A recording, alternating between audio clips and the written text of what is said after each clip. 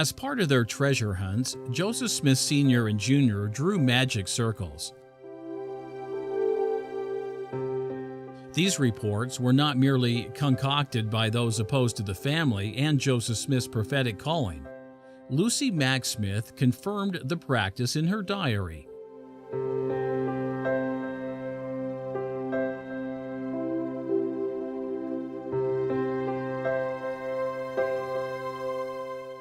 Among other purposes, magic circles were helpful in successful treasure hunting. The preferred method of drawing the circle was sword and dagger, consecrated for the purpose.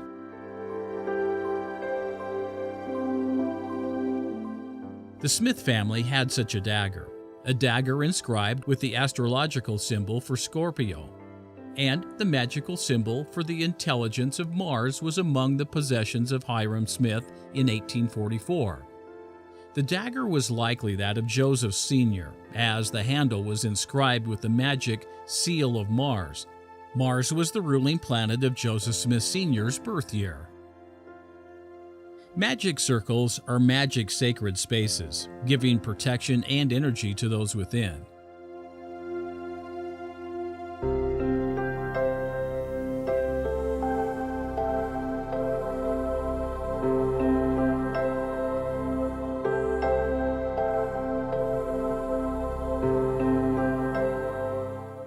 Like the symbolic figures on the parchments, the use of a dagger or sword to draw magic circles originated from the planetary archetype above. The crescent of Saturn, Saturn's sickle, was the curved sword of Eden as it turned every way, meaning it turned in a circular pattern.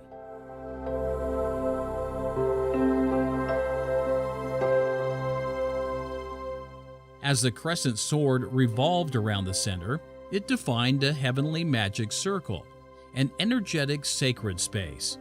It was the dwelling of the gods, the Garden of Eden, and the heavenly temple.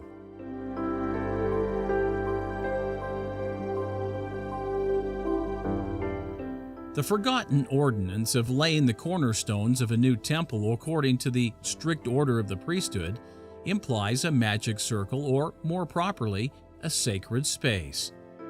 According to Joseph Smith, cornerstones were laid according to a specific order within a sacred geography.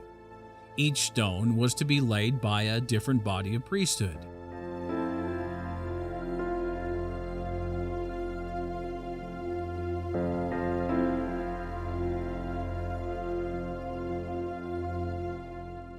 The four cornerstones were placed in a counterclockwise direction according to the cardinal directions. This oriented the temple to face directly to the east. This procedure was used in the laying of the far west temple cornerstones on the 4th of July of 1838.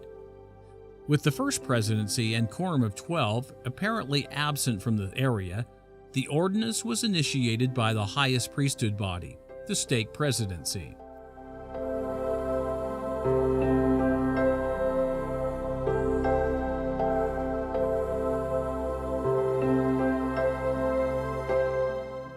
The ordinance is symbolically based upon the sacred enclosure of the polar configuration.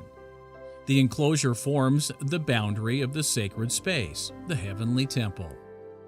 The four plasma streamers emanating from Venus intersect the enclosure, forming the cornerstones at the cardinal directions.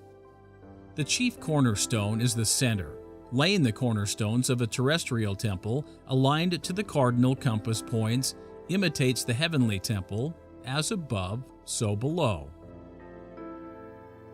As we noted, the laying of the cornerstones, according to the strict order of the priesthood, oriented the front of the temple to the east. Early LDS temples did face east, including the Kirtland, Nauvoo, Salt Lake, St. George, Logan, and Manti. Other important religious structures also faced east. As this aerial view of Temple Square demonstrates, the tabernacle and the assembly hall face east in alignment with or in parallel to the temple. The entire sacred space of the square is oriented directly to the east.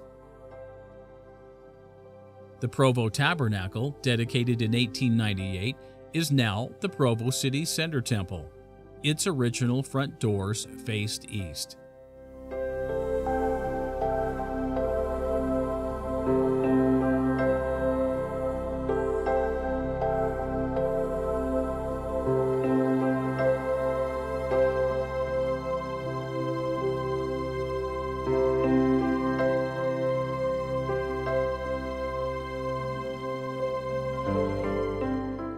The first cornerstone of the St. George Tabernacle was laid on the 1st of July, 1863, Brigham Young's birthday.